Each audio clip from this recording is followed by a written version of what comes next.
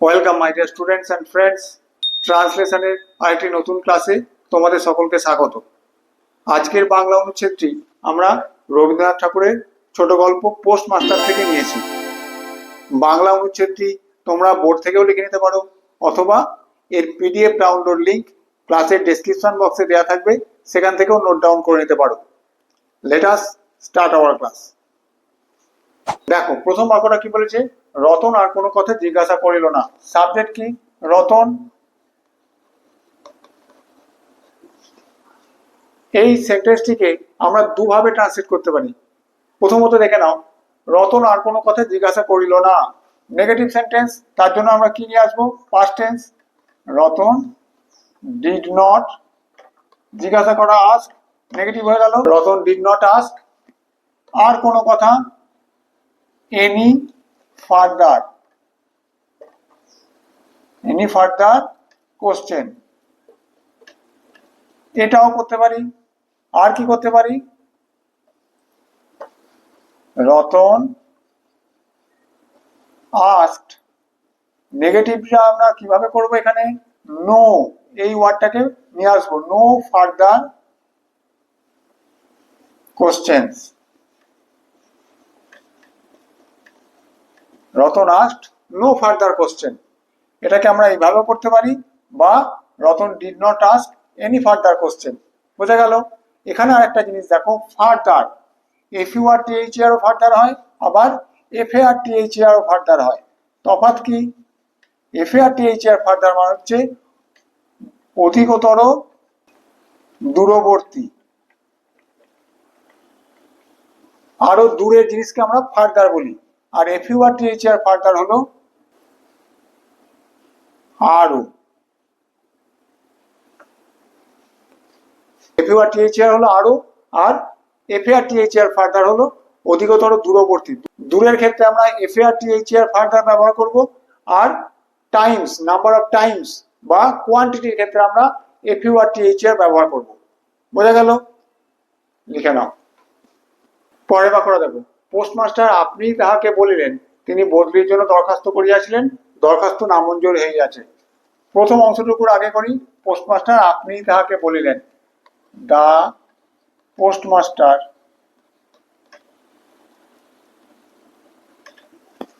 আপনি মানে নিজেই, postmaster himself,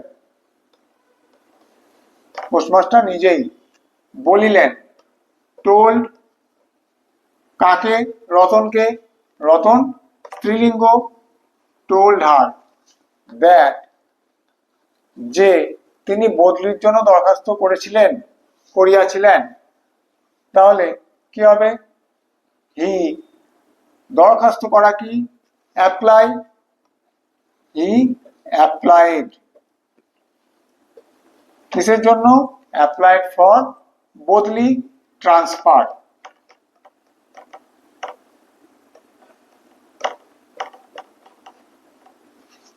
he applied for transfer. এই অবধি আগে বোঝা গেল কিনা দেখো। দ্য পোস্টমাস্টার হিমসেলফ মানে নিজেই, আপনি।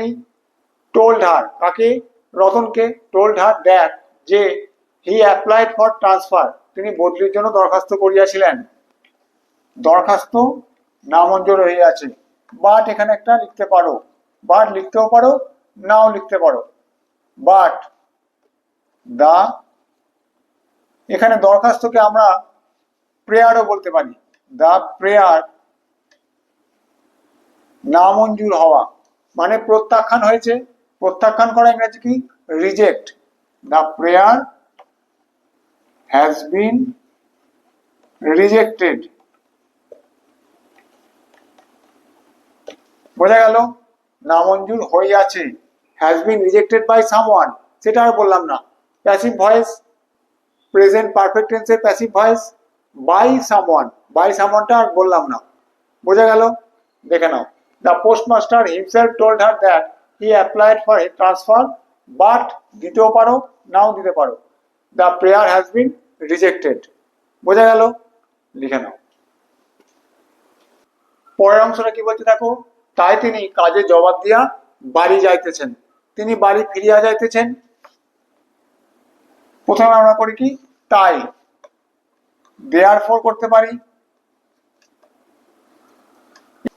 এখানে আমরা স্মল কেন লিখলাম, দেখবে আগের সেন্টেন্সটা শেষ হয়েছে সেমিকোলন দিয়ে, ফুল স্টপ দিয়ে নয়, সেই সেন্টেন্সটার কন্টিনিউশনে চলছে এটা, সেই জন্য এটা স্মল হলো। দেয়ারফর হি বাড়ি ফিরিয়া যাইতেছেন, হি ইজ রিটার্নিং হোম। জবাব দেওয়া, জবাব দেওয়া মানে হচ্ছে কাজ ছেড়ে দেওয়া, টু গিভ রেজিগনেশন বা রিজাইন করাও হয়। আমরা এখানে আমাদের সুবিধার্থে গিভ রেজিগনেশন করব। Therefore he is returning home giving resignation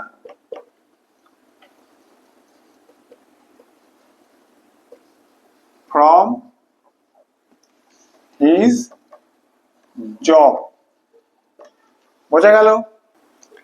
Therefore he is returning home giving resignation from his job। বোঝা গেল? লিখে নাও। পরের বাক্যটা কি বলেছে, অনেকক্ষণ আর কেহ কোনো কথা কহিল না। অনেকক্ষণ কি হবে, ফর এ লং টাইম। আর কেহ কহিল না, নেগেটিভে রয়েছে, তাহলে কি লিখবো, none of them. None of them কথা কহিল না, স্পোক এ ওয়ার্ড।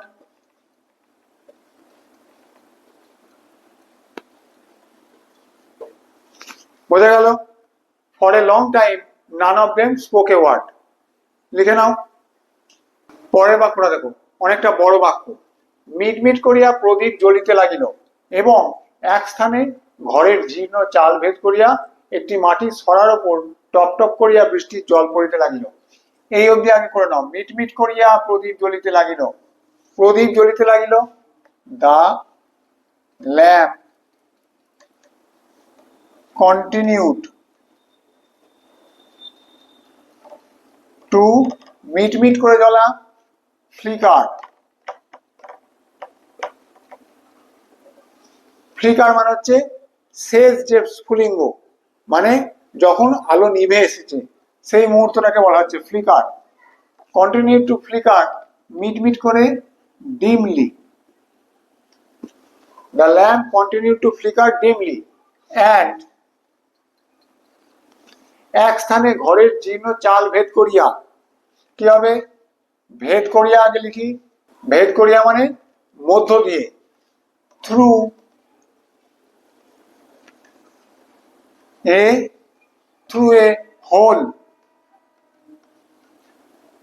ইন, কোথায়, ঘরের জীর্ণ চাল। দা জীর্ণ কি হবে, ওর্ন আউট, ওর্ন আউট বা ডিলাপিডেটেড।